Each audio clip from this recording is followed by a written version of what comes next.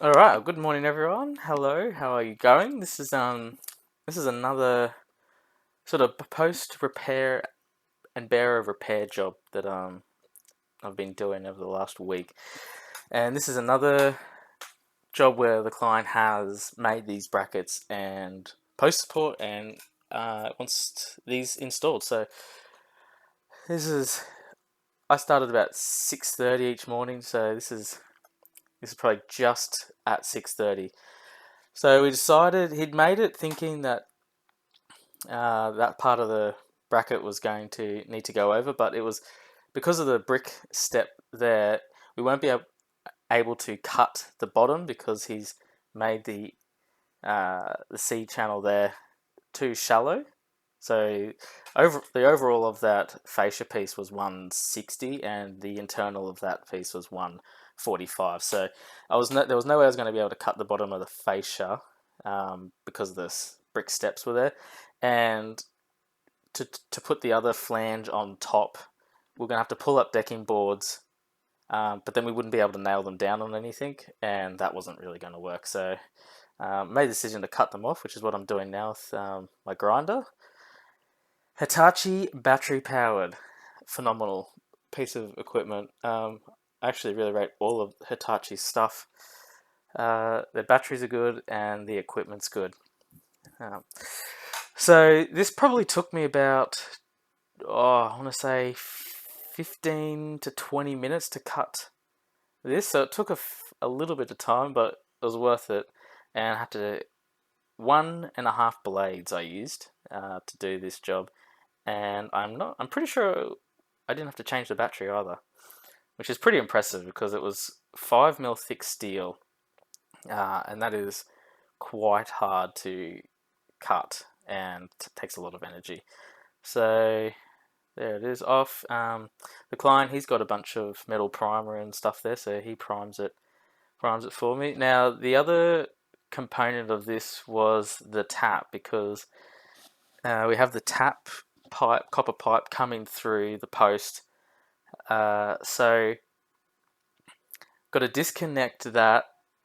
So got to turn the water off, um, unscrew it all, disconnect it all, and then he quite ingeniously made a little plug or end cap for the pipe. So take that off, put that on, and then I don't think I show it, but put that on, and then pull the copper pipe out uh, from this in one piece. And then when the bracket went on, he left a hole. He made a hole through the post bracket and then like the bearer fascia part of the bracket, and as long as they line up, he pushed through. Which you'll see coming up. There's a little bit of jigging around to make sure that they do line up, but it all worked really well. And this one, I had a bit of practice on the first corner, so this was the last one I did. There was three of these to do, um, but I'm only going to put up the first one and the last one. Uh, so here I am. Just there was no room to get in underneath. I couldn't really crawl underneath. The one that I don't show has the same problem, has a tap. So I've put up a bunch of shorts about that. But that was easy. I could reach it from underneath. But here it was a little bit difficult. So I had to do it from the top. There wasn't much room. These sort of jobs can be a little bit frustrating because you're working in limited room and you're on your knees, so your knees start to hurt, and something so simple can take a lot of time. And you just don't really, not that you don't expect it, but it can be a little bit frustrating. But that was okay. So yeah, pulling the copper pipe out. It was important to keep it in obviously one piece and not try and bend the pipe too much. Um, so you can see here, I'm just slowly but surely just like working it through. So because old copper, if you bend it, if you kink it, that's it, and then it's a whole new pipe, and you know, then you got to get a plumber in, or yeah. So it's really important to take it slow with copper, old copper pipes. Don't kink them, don't bend them, just massage them through is probably the best way to describe it. Um, So now, yeah, I'm just setting up the acro here because now I'm cutting at the post. This post is supporting two roof beams. I only need to support one because that one is actually can hold up that post because there's two bolts coming through. So and it's sort of cantilevered, so it's and there's a lattice in the way, so there was no way I was going to be able to support the other one, but it didn't really need to be. There was no weight on this post. That was just like the end of the roof, and it's a corrugated tin roof, so minimal weight, and it was just only support that one. So okay, here we go. Next thing I'm doing is I'm marking where to cut the bearer here and the fascia on the other side, and you're going to see probably the most rusted bolt I've ever seen. Crazy. That's your bolt there. You can see how loose everything is in there, and I mean, you missed the bolt. I'll show you. You'll see it in a sec. But that.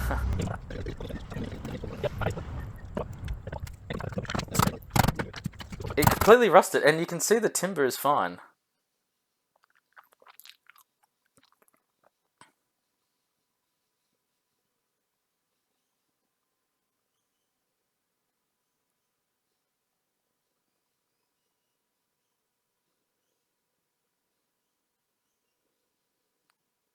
The bolt was just dust. It was, and I've never seen anything like that. And I don't know if it wasn't water damage because you can see the timber is still good. The only thing we can think of is that's where he saw a lot of ants coming in, and maybe there's something to do with the ants and their acidity. Look at that. That is, yeah, that's 25 years, but I've never seen a bolt rusted to absolutely nothing and not have water involved. Like the timber was not rotten, so there was no. I wouldn't think it was water. So something to do with ants. So if anyone out there knows how acidic ants can be, or if what they bring in is acidic, or the eggs they lay, or whatever it is, I mean, let me know because I'm absolutely baffled. They're little black ants in Australia, so let me let us know if you know. If you don't, join us in the mystery. So now I'm cutting I've got the Milwaukee multi-tool. I'm cutting the fascia here. There's a little bit, you can't see, but it's a little bit awkward because of the brick step that's in the way. So I had to get in behind there. That was also awkward because there was a bracket, the tie-down bracket that's holding the post. This isn't very good footage, so bear with me here. Once we get this cut, everything will open up. Take all that out. That's the foam that he squirted in there to stop the ants, like close up all the access points for them. And yeah, you can see that post, it was checked out a lot, and I don't think that's very good practice to only leave 50 by 50 of the post on. Here's the internal bracket that you don't get to see in the first video. It go in. But this is the internal bracket, and if you notice the little hole at the top, that's where the water pipe goes through. So when I put the outside bracket on, you see I'm making sure that those two holes line up. And doing what we have to do to get them to line up. So I'm winding down the bolt on the tie down rod there so it sits lower so the holes line up, because at that time it wasn't lining up, and the way he made the holes, there was no way I was going to be able to re-drill through that steel. It was pretty close, but it just needed some minor adjustments. So what I'm adjusting here is just making sure that the bracket that he's made was plumb and in line with the post, because it was a little bit off, but it didn't take much. Making sure the hole lines up. And when you're renovating and you're doing this kind of work, it's a lot of checking, making sure you're doing it right. Don't do too much, if you want to get it right, because if you do too much or go too far, you can't take it back. So if you cut too much timber off, I mean, you can't take it back, and then you're stuffed, and it actually makes the job go longer. So if you take the bit of time at the start to just prepare it properly, get everything right, then it really saves you time and stress, because there's nothing worse than when you're working on someone's house, you rush it, you try to save time by just not doing little bits at a time, and then now all of a sudden it's a job that should have taken you one day now takes you, a day and a half. So I got the first bolt through there.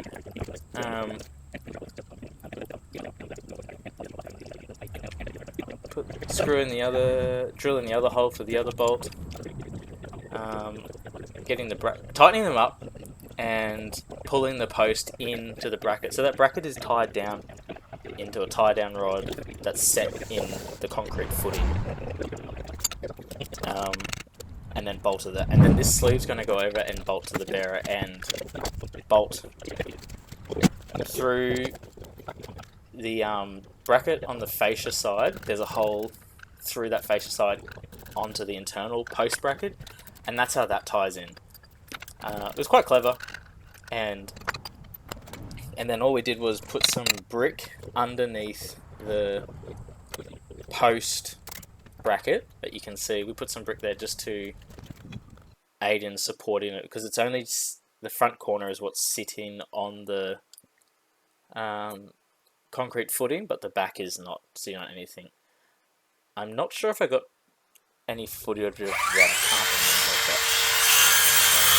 I mean, keep watching and we'll see. So we took this off because I actually wasn't happy with how it was lining up with the post. So that's why I took that bracket off.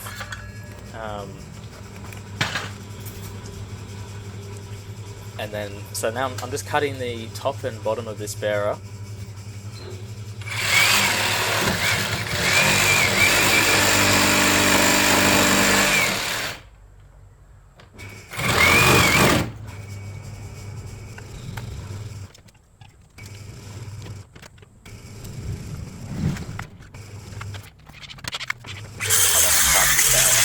I love that saw.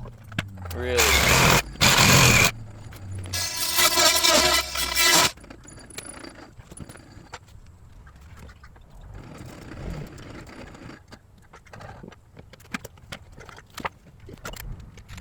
Demo saw to finish it off. Yeah, so the internal measurement that I was cutting these to was 142 mil. So his internal measurement was 144, and I just took a little bit extra off so I didn't have to do it again. And the welds on the inside would stop it from completely going. So that was how and why I did that measurement. Clean the bottom. Alright, so I've just skipped. I've primed all the timber with oil-based primer. I put the bracket back in. Oh yeah, so here's the brick that I'm cutting to put underneath. Yeah, nice and tight. Yeah, so just at the back edge, because the front edge was sitting on it, but at the back edge. Lining that pipe hole up, clamping it on, and then screwing it off.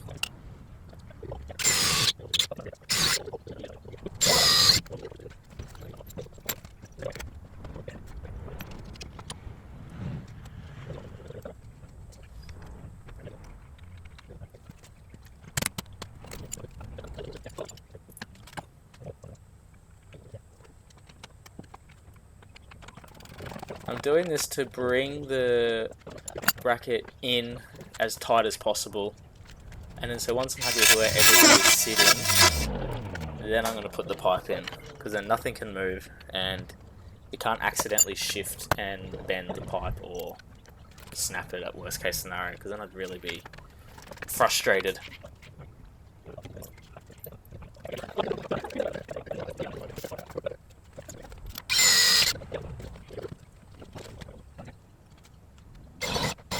There's the client. He was just worried that where he had put the holes in the bracket, how they were lining up with the joists on the other side. I think he forgot, but just by pure chance, it worked perfectly because it was just on the other side.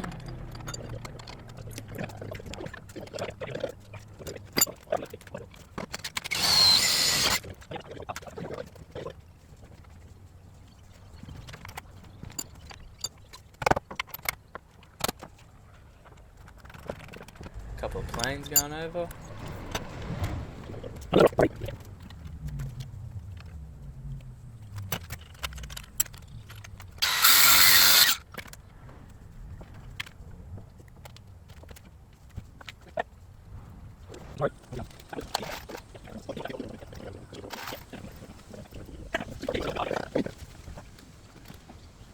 So there's the final bolt that I'm putting in. Now put in the gently, slow and steady, putting the pipe through and back into position. And then I'm going to connect it back up, and Bob's your uncle. Alright, this is the final. So there's the bracket in place and already. He painted the deck oil based in the morning, and then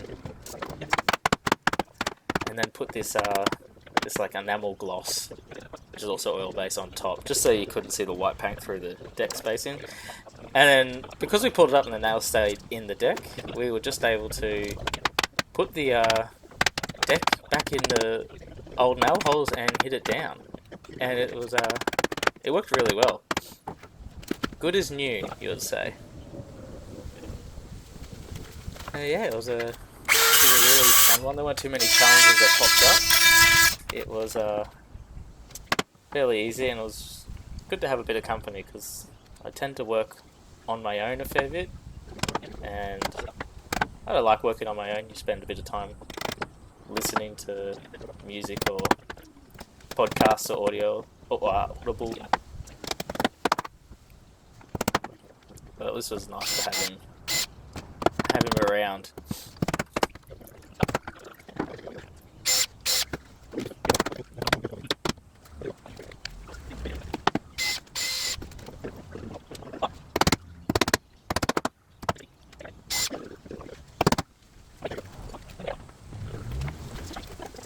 Final piece. I do drill and put some new nails in where they weren't, the old ones I would pull in as well, or just had broken or fallen out. And that's it. So thank you if you made it to the end. If you got any suggestions on how I do these videos, I'm going to be posting pretty much as often as I can. But if you have any suggestions for if you like the whole narration or what to add, or if you got any questions, because I want to learn and I like teaching, and these ones are kind of tutorials, but also just to show everyone that it's not that hard to do this job, and maybe inspire some more people, younger people, to get into the trade.